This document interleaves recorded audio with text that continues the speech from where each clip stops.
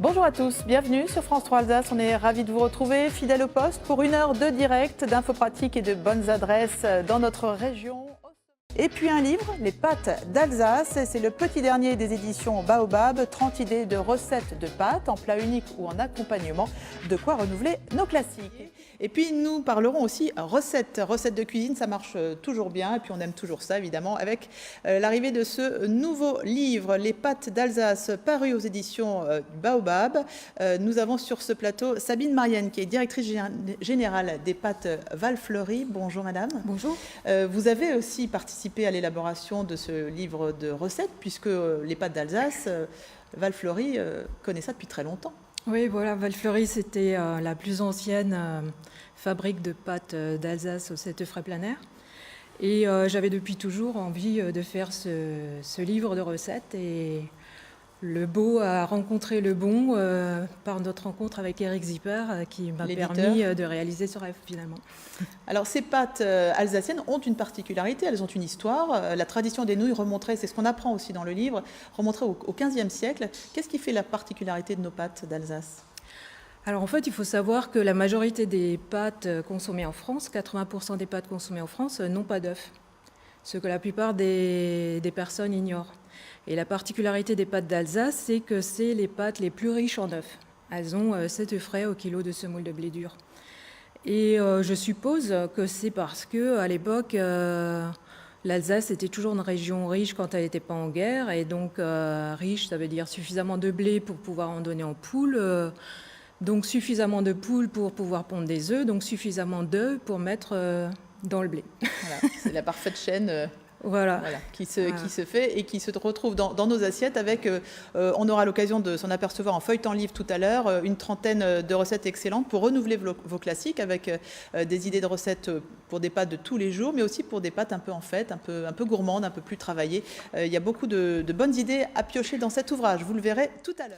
Les enfants les adorent, les sportifs en ont besoin et les mamans apprécient leur côté facile à cuisiner. Je veux parler des pâtes. Nous parlons ce matin tout particulièrement des pâtes alsaciennes à l'occasion de la sortie de ce nouveau livre de recettes, le petit dernier des éditions Baobab, les pâtes alsaciennes, les pâtes d'Alsace plus exactement. Leur particularité, vous le savez, c'est d'avoir 7 œufs par kilo de semoule de blé dur. C'est ce que nous a appris tout à l'heure Sabine Marienne, qui est la directrice générale des pâtes Valfleury. On le rappelle, votre entreprise est dans le Haut-Rhin. Dans le Haut-Rhin, oui, depuis 1922. C'est votre grand-père qui l'a fondé. C'est ça, on est la plus ancienne fabrique de pâtes d'Alsace. Alors évidemment, vous avez été associé, ou j'allais dire peut-être naturellement, vous avez été associé à ce projet de livre de recettes, une trentaine de recettes qui sont données, que l'on va un petit peu feuilleter ensemble dans un instant. Mais auparavant, peut-être faut-il rappeler que les pâtes d'Alsace, c'est un savoir-faire et qui est protégé. C'est ça. Les pâtes d'Alsace, en fait, ont la recette reconnue sur le plan européen, puisqu'elles ont une IGP. Et cela permet à la fois de les faire connaître en dehors de l'Alsace, donc sur toute la France, mais aussi sur toute l'Europe et même dans le monde, et également de protéger ce savoir-faire et cette tradition et de la perpétuer dans le temps. Voilà, la tradition, effectivement, c'est le fait d'avoir ces œufs, parce que vous nous disiez tout à l'heure que dans 80% des pâtes qui sont vendues en France, il n'y a pas d'œufs. Il n'y a pas d'œufs, exactement. Ça fait des pâtes relativement riches quand même. C'est des pâtes riches, ça en fait presque un aliment complet et c'est pour ça que j'ai bien aimé l'idée des éditions Baobab de faire des pâtes d'Alsace le centre de l'ingrédient de ce livre de recettes. Parce qu'en fait, c'est un ingrédient qui suffit à lui-même quand on lui rajoute un peu de légumes, une sauce et tout ça. Et ça n'a pas besoin d'être accompagné d'une viande ou d'un poisson comme on a l'habitude de les consommer de façon traditionnelle en Alsace. Effectivement, puisqu'il y a déjà les protéines dans les pâtes. Voilà, c'est tout à fait complet. Alors, il y a, j'ai vu, 18 types de pâtes différentes. J'avoue que on les connaît tous, mais enfin 18, ça fait quand même pas mal. Serpentini, qu'est-ce que j'avais noté ? Bon, évidemment les Knäpfle, les papillons, les noodles numéros. Alors il y a des numéro voilà. 10, numéro 5. Alors ça correspond à quoi ça ? Les numéros, ça correspond à la largeur des pâtes. Donc numéro 2, c'est 2 mm de large, numéro 5, c'est 5 mm de large, numéro 10, 10 mm de large.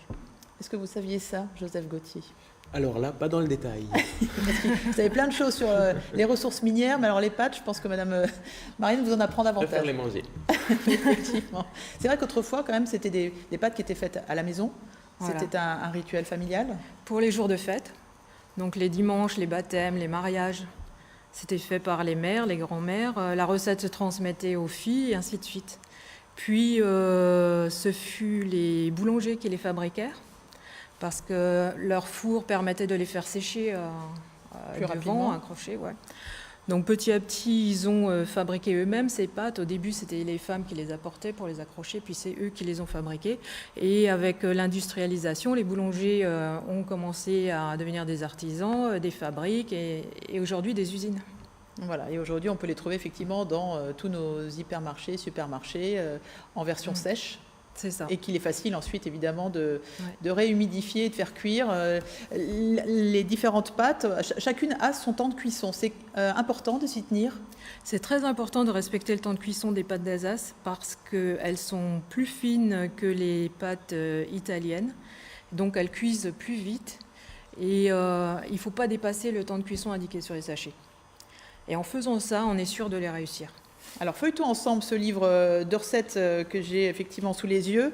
Il y avait 4 grandes têtes de chapitre. Il y a les pâtes pour tous les jours, il y a les pâtes pour recevoir, les pâtes à emporter et puis aussi les pâtes gourmandes. Vous avez votre recette préférée? J'en ai beaucoup de recettes préférées dans ce livre, à vrai Oui, dire. ça j'imagine. Mais je pourrais citer celle que faisait mon père quand on était enfant et qui en fait m'a donné envie de cuisiner les pâtes avec des ingrédients et pas les consommer ça en nature. Parce que quand il nous faisait à manger le soir, on était tout contents. Il nous faisait des nouilles avec une sauce à la viande revenue avec des lardons et puis du Riesling. C'était des pâtes améliorées là pour le coup. Ouais, c'était très bon. Très Voilà, bon. c'est- Et d'ailleurs, on retrouve la recette dans le livre. Exactement. Et la recette, la voici. Ça s'appelle penne sauce tomate et bœuf au Riesling. Voilà, la voici. Alors, il y a plein d'autres recettes qui sont absolument, qui ont l'air en tout cas excellentes et que nous allons tester. Il y a les nids aux 3 fromages.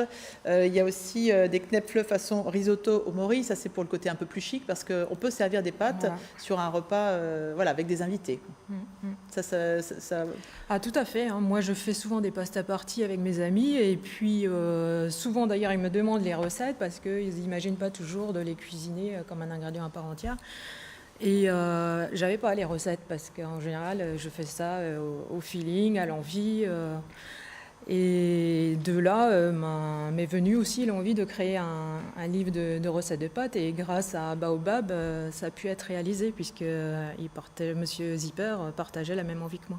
Voilà, ce livre, vous le trouvez un peu partout dans la région. Ça s'appelle tout simplement Les pâtes d'Alsace, paru aux éditions Baobab, une maison d'édition colmarienne. Et moi, je pense que je vais tester le coquillage, gambas, granit, coriandre. Ça a l'air pas mal. Sur le papier, ça a l'air pas mal. Je pense que dans l'assiette, c'est pas mal aussi. C'est du sucré salé, ouais, Ouais, c'est très bien. exactement.